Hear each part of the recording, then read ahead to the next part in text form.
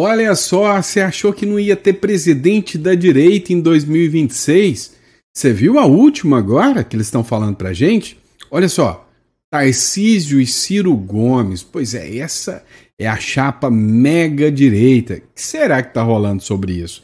Você acha mesmo que o Tarcísio e o Ciro Gomes serão uma chapa de presidente e vice-presidente da República?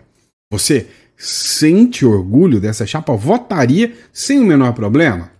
A gente vai falar disso aqui. Isso aqui tem cheiro, gosto, jeito de marmelada. E você vai entender o porquê que eu quero falar isso com você. Outra pauta que nós vamos falar é sobre isso aqui. O brasileiro agora mudou. Nós agora estamos mudando de opinião. Eu não sei você, mas segundo a matéria aqui, eu detesto agora o Donald Trump e amo a China. Segundo a matéria da Quaest, a última opinião, engraçado que essa opinião deles sempre vai contrária à minha, né? Eu acho que eu sou um cara do contra. Mas na última opinião deles, o brasileiro ama muito mais a China do que os Estados Unidos a partir de agora, depois que o Trump, malvadão, resolveu colocar sanções contra o Brasil. Pois é. Vamos lá. Inclusive, nós vamos falar de treta também do Milei, tá? Milei se envolveu numa mega treta, num problemão, acerca da sua irmã. Você tá sabendo disso? Vamos falar sobre isso aqui sem passar pano, tá? Outro ponto que a gente precisa falar também. Nós precisamos falar da mudança que aconteceu numa relatoria importantíssima, né? Onde o Mendonça pegou uma relatoria de um dos casos que para mim é super importantes, que é a fraude do INSS. Foi assim, uma reviravolta que ninguém esperava. E hoje começa. Sabe? Não sei se vai ser circo, não sei se vai ser uma arma positiva da oposição, não sei o que vai acontecer. Mas hoje a CPI do INSS começou, quase 1.000 pedidos, já teve definição do vice-presidente, que é do Partido Socialista Brasileiro, e aí nós precisamos entender um pouquinho mais. Já teve arranca-rabo entre o presidente, que é o Carlos Viana, e jornalistas, mandou alguns jornalistas tomarem tenência. O jogo hoje está interessante da gente assistir. Então, antes de mais nada, vai lá. Curta, compartilha. Se você gosta de informação de qualidade, de informação relevante, inscreva-se aqui no canal. É sempre importante ter você aqui conosco. Bora começar de matéria? Vamos? Então vem comigo. É o seguinte. Se eu não disse para vocês ainda que o Tarcísio está sendo muito criticado por ser a direita limpinha, permitida, o candidato do sistema. Pois é o que dizem sobre ele. E agora saiu mais uma. Tarcísio mais Ciro, a chapa que pode virar a engrenagem de 2026. O Matheus Zanink, que fez essa publicação, você acreditaria se eu dissesse que um abraço pode decidir a eleição de 2026? Será? Pois é, teve um abração, né, entre o Ciro e o Tarcísio de Freitas. E é por isso que um abraço em Brasília pode ter mudado o tabuleiro de 2026. Tarcísio de Freitas e Ciro Gomes ensaiam uma aproximação que já desperta conversas sobre uma chapa presidencial. Aliados de Ciro defendem que ele aceite ser o vice do Tarcísio de Freitas para 2026. Olha só isso. O cálculo: somar o sudeste de Tarcísio com o nordeste do Ciro. Para o Centrão, seria a chance de lançar uma alternativa. Nem Lula, nem Bolsonaro. A crise da direita com Bolsonaro, preso à fadiga da polarização, abre espaço para uma terceira via real. A união Tarcísio mais Ciro surge como um balão de ensaio, que pode se tornar um plano estratégico. Vantagens da chapa: gestão técnica do Tarcísio, discurso combativo do Ciro, expansão territorial, pega o Sudeste e o Nordeste, força institucional do Centrão para dar sustentação, e aí tem os riscos e as vantagens, né? Base eleitoral oposta, bolsonarista, pode rejeitar o Ciro Gomes, e assim como também a esquerda do Ciro Gomes não pode aceitar o Tarcísio bolsonarista. E aí vai ser chamado de chapa Frankenstein. Essa é a análise do Matheus Zanin. Minha opinião? Presepada, embuste, maracutaia, armadilha. Olha, eu vou dizer para vocês, eu era muito fã do Tarcísio, Tá? Hoje eu já não morro de amores pelo Tarcísio, não. Acho que o Tarcísio deixou muito a desejar em muitos quesitos, em muitas pautas, em muitos pontos que ele não deveria ter deixado a desejar. Então, nem de longe hoje o Tarcísio seria o meu candidato preferido. Mas o Tarcísio é um cara que dialoga, tanto com o Supremo, com todo mundo. Agora, esse abraço do Ciro e do Tarcísio, eu acho que está sendo capitaneado pela esquerda para desgastar ainda mais o Tarcísio. Porque ainda tem uma pá de gente que, na falta de Bolsonaro, Tarcísio é uma boa opção. Só que Tarcísio com Ciro, aí não. Tá? Então, o que eu acho de verdade? Eu acho que isso é especulação, acho que é conversa fiada, acho que Tarcísio não vai fechar chapa com Ciro Gomes, não. Tá? Sinceramente, eu acho que estão fazendo isso para quê? Para minar. O Ciro Gomes já não tem chance, né? Agora, o Tarcísio é um cara que tem chance demais. Estão fazendo isso não para minar o Ciro Gomes. O Ciro Gomes, tanto faz se ele perder 10 ou 1.000 ou 10 mil eleitores, para ele não muda nada, ele vai perder mesmo. Agora, para o Tarcísio, o que ele pode perder de aliados, de pessoas que são de direita por causa do Ciro Gomes, então, a minha opinião é que isso é uma especulação, né, para pegar o Tarcísio e para desgastar a imagem do Tarcísio. Bem que já está um pouco desgastada, né? Vamos lá, você viu essa aqui? Agora, segundo os institutos de pesquisa queridinhos da esquerda, da Left People, você é um apaixonado pela China. Sim, meu irmão, você gosta da China. Você não tá nem aí para os Estados Unidos, você tá morrendo de raiva do que o Donald Trump tá fazendo e não quer nem saber dessa história de Donald Trump. Eu, cá entre nós, tem uma novela aí rolando e que a gente tá sempre acompanhando o capítulo. Eu torço pro laranja, não pro vermelho, tá? É o que tá rolando da minha parte. Então eu sou um cara do contra. Olha essa matéria. Quaest. Opinião favorável dos brasileiros sobre os Estados Unidos cai. E sobre a China, saltou. Todo mundo agora acha que a China é uma baita de uma democracia e o Trump é um baita de um ditadorzão. Só que não, eu não acredito nisso.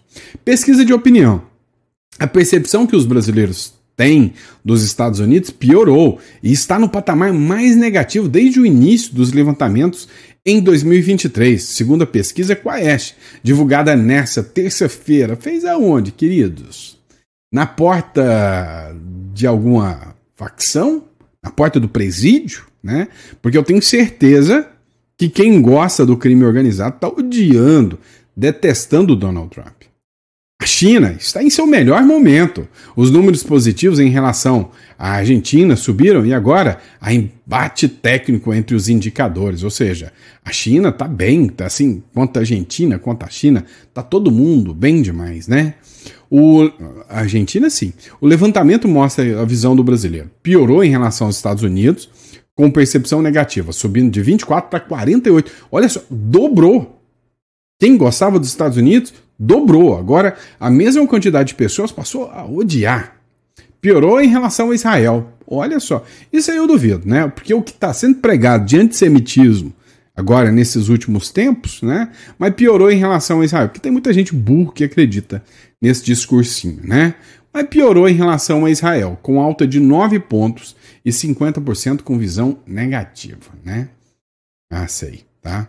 Subiu ao analisar a China, que deixou de ter empate entre favorável e desfavorável, com alta de 11 pontos, 49% veio em um país de forma positiva.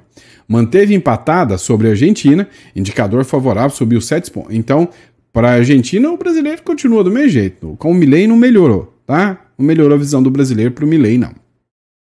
Mas está empatada no limite de margem de erro com a divisão desfavorável. Manteve negativa em relação à Rússia. A Rússia mantém-se negativa. Dos brasileiros, veio o país de forma negativa. Eram 60%, já a visão positiva subiu e está em 25%, eram 16%. Então, a negativa continua 60%, mas quem via a Rússia como uma ditadura agora já não vê mais. Depois do que está acontecendo aqui, né, até na Rússia a gente não acha que é ditadura mais, porque se eles chamam isso aqui de democracia, lá também é, né? Olha, o que está acontecendo, sinceramente, é que eu não acredito mais nem um pinguinho nesses institutos de pesquisa. Falar que o brasileiro, o brasileiro tá tá gostando mais da China do que dos Estados Unidos. Cara, isso não me convence. Não me convence mesmo. Acho que é presepada. Sai fora, Bino, que é cilada. Vamos lá. Agora, se a percepção de Israel baixou em relação ao Brasil, meu amigo, essa é para acabar, né?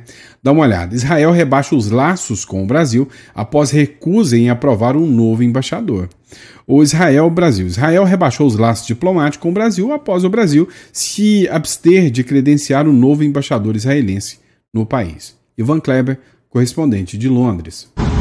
Israel rebaixou as relações diplomáticas com o Brasil depois que o Brasil se absteve de credenciar o novo embaixador de Israel no país. Diz uma nota do Ministério das Relações Exteriores de Israel, abre aspas, depois que o Brasil excepcionalmente se absteve de responder ao pedido de agreement do embaixador Dagan, Israel retirou o pedido e as relações entre os países agora estão sendo conduzidas em um nível diplomático inferior.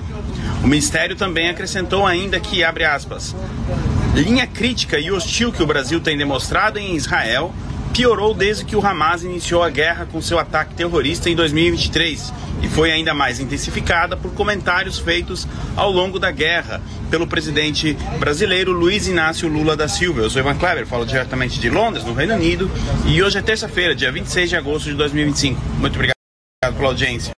Valeu, Ivan. Obrigado aí. Vamos lá. Vocês entenderam a regra do jogo, né?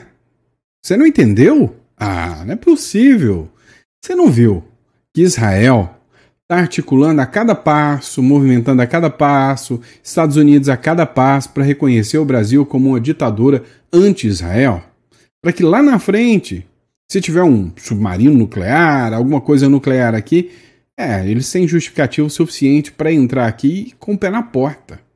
Então, as atitudes que o atual presidente faz colocam o Brasil sim na rota de colisão, são extremamente perigosas para o Brasil. Imagina o Brasil sendo inimigo de Israel e dos Estados Unidos. Tá indo bem, hein? Tá indo bem pra caramba. Agora, em compensação, já que a gente falou de Israel, tem que falar do Irã também. Ó. Notícias ao minuto do R7. A Austrália acusa o Irã de orquestrar ataques ao país e expulsar embaixador, né? Expulsou o embaixador. Na terça-feira, o primeiro-ministro australiano Anthony Albanese afirmou que o governo iraniano, comandado pelo líder supremo Ali Khamenei, amigo do Lula pra caramba, segundo aí o ministro de Israel, né? Você vai entender o porquê. Khamenei está por trás de ataques antissemitas no país contra a comunidade judaica e anunciou a expulsão do embaixador iraniano em Canberra. Albanese afirmou que o Irã está por trás dos ataques à sinagoga Adas Israel, em Melbourne, e ao restaurante continental Kitchen em Sydney, na Austrália, e que provavelmente também dirigiu outras ações em solo australiano. Ou seja, a Austrália acabou sendo vítima, né, de ataques terroristas nos últimos dias, né? E a Austrália acusa que esses ataques antissemitas que aconteceram foram justamente oriundos aí de ações do próprio Ayatollah, né, do Ali Khamenei. Então, rompeu as relações, deu linha no embaixador que lá estava. No mesmo dia, já que a gente está falando de Khamenei, esta imagem viralizou como se não houvesse amanhã. Mas viralizou mesmo. O ministro da Defesa de Israel, Israel Katz, né, publicou uma imagem de Lula como fantoche de Khamenei, né, e essa é a imagem que foi publicada pelo ministro da Defesa de Israel. E aí ele disse que o Lula, né, literalmente ele atua em prol dos interesses e das vontades do próprio Khamenei, né? A mensagem foi clara. Matéria da Alice Anelli. A mensagem foi clara. O governo brasileiro deixou de ser apenas crítico a Israel. Passou a se alinhar com regimes que negam o Holocausto e apoiam o terrorismo. Israel acusa Lula de antissemitismo declarado e de transformar o Brasil em aliado de ditaduras como o Irã. Para muitos, uma vergonha histórica, para outros, a prova de que o país está sendo arrastado para o lado errado da história. Não sei se você entendeu o que Israel está querendo, né? O que eles estão buscando aqui. A ideia, né, é enquadrar o Lula, sim, como organização terrorista. Né? O que eles fizeram com Maduro, enquadrando, né, as organizações, as facções da América do Sul como organizações terroristas, assim como é lá na linha, né, da Palestina, daquela turma lá. Enquadrando eles como organizações terroristas. Primeiro ponto. Segundo ponto. Coloca o Maduro como líder desses cartéis. Terceiro ponto. Eu uso o exército para minar a economia daquele país e derrubar o Maduro. Via de regra, vamos pegar o Lula. Não podemos vincular o Lula ao crime organizado porque ele não tem a mesma atuação que o Maduro tem. Vamos pegá-lo e vinculá-lo, então, a figuras como o Ayatollah Khamenei, o Irã, e aí vamos enquadrar o Lula como um fomentador, um aliado de grupos de terror. E aí, mais para frente, se justifica os Estados Unidos também entrar aqui com o pé na porta contra o Lula. Tem muito analista que vê essa visão, tem essa visão sobre o que pode acontecer, né, na postura dos Estados Unidos e de Israel em relação a Lula. E você? Acha que isso pode acontecer ou é beroleibagem da cabeça de quem tem essa visão? Né? Eu acho que sim. E realmente é isso que eles estão fazendo. Estão preparando o campo para mais cedo ou mais tarde, o mesmo que vão fazer com Maduro. Se essa turma não der linha e sair correndo, eles vão fazer com outros aqui. O Petro é o próximo da fila, tá? Pode ter certeza disso. O Petro da Colômbia. Agora, isto aqui foi uma coisa que pegou muitos de surpresa, porém, é a mídia. A gente nunca vai cair de cabeça no que a mídia fala, mas se for verdade, né, sacanagem do caramba, né? O Milei demonstra apoio à irmã em primeira aparição pública após denúncias de propina contra ela. Pois é. É um escândalo que aconteceu lá na Argentina. Vazou um áudio onde, né, um dos ministros ali do Milei, ele falava, né, sobre fazer o pagamento, né, de licitações, e aí tinha que tirar um percentual, não lembro se era 10%, e aí desses 10%, 3% ia para a irmã do Milei, né? E aí é uma das figuras ligadas ao governo que fala isso, né? Foi o que circulou lá nos jornais argentinos. Em escândalo. O presidente da Argentina, Javier Milei, fez sua primeira aparição pública nesta quinta-feira após as denúncias de corrupção envolvendo sua irmã Karina. Em uma clara demonstração de apoio, Milei levou a irmã, que é seu braço direito, né, no governo, atuando como secretária-geral da presidência para a inauguração do novo edifício da empresa Corporação América e permaneceu sorridente ao lado antes de subir no palco para pronunciar. No discurso, o presidente argentino não falou diretamente das acusações contra Karina, mas fez críticas à imprensa e principalmente ao Congresso. Ele disse que não se importa com o quanto tentam lhe prejudicar. Chamou os jornalistas de mentirosos e rasteiros. Eu concordo. E afirmou que os parlamentares que estão indo contra suas decisões do governo estão prejudicando o país. Aqueles que querem derrubar o programa econômico e o país, promovendo projetos que rompem o equilíbrio fiscal e aprovando absurdos sem financiamento. O que importa para eles é o poder, não os argentinos de bem. Eles são argentinos do mal. O que rola? Tem uma discussão aqui sobre, né, a possibilidade dela ter recebido propina. O que os defensores do Milei, porque o Milei não se pronunciou abertamente sobre isso, falam que o cara que falou sobre esse áudio, né, que deixou vazar esse áudio, era uma figura que já estava em atritos com o Milei. E eles falam que foi um projeto que eles utilizaram esse áudio, né, para implantar ali um atrito para desgastar o governo Milei. Se é ou não é, não sei. Essa é a mesma desculpa que o Lula sempre usou. Se tem corrupção, que se lasque. Não tem que passar pano. Mas primeiro, acreditar no que a mídia fala. Assim, sem averiguar, vendo o que aconteceu aqui com o Bolsonaro, sou trouxa não, filho. Então, só daqui a algum tempo para mim poder te dar a resposta realmente sobre o que eu acho desse caso do Milei. Agora, essa aqui foi para acabar, né? O Lula deve ter ficado possesso, revolto. E algo me chamou a atenção. Vocês já perceberam que nenhuma das ações importantes caíam na mão de algum dos ministros mais sensatos, que era o próprio Fux ou Mendonça? Tem muita gente falando que até o sistema de distribuição pode ter sido alterado do processo. O André Mendonça passou a ser o novo relator dos inquéritos da fraude no INSS. Rapaz, saiu da mão do Toffoli, se eu não me engano, e caiu na mão do Mendonça. E agora, se o Mendonça quiser passar o rodo, quiser lascar uma turma de político da esquerda, agora ele pode, né? O presidente do Supremo Tribunal Federal, Luiz Roberto Barroso, acolheu nesta segunda-feira a manifestação da Procuradoria-Geral da República e determinou a livre distribuição das investigações do inquérito do Instituto Nacional de Seguro Social.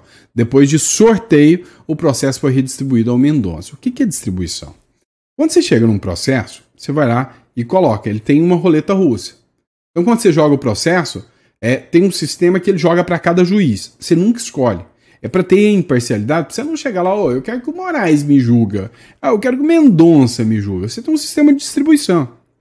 Via de regra, é isso que funciona. Só que quando tem algum caso que está sendo julgado por A ou B, esse processo não passa por distribuição. Então vamos dizer, já estão julgando um pedido sobre o escândalo do INSS. Então, distribuíram outra, então tem que ir para o mesmo juiz, para 2 juízes. Não dá decisão conflitante. O caso estava na mão do Dias Toffoli. Todavia, a PGR pediu ao STF que a investigação não tivesse o magistrado como relator, alegando que Toffoli não teria competência automática para conduzir as investigações, precisava ser distribuído. Por quê? Porque sabia, né, que provavelmente isso aí seria tudo anulado. Em julho, Toffoli pediu os inquéritos da Polícia Federal que apuravam menções ao ministro Onyx Lorenzoni e ao deputado federal Faustino Pinato, conforme revelou o colunista do Metrópolis, Fábio Serapião. Lembrando que o Onyx Lorenzoni já foi ministro, né, da Previdência, então é por isso que ele está no inquérito.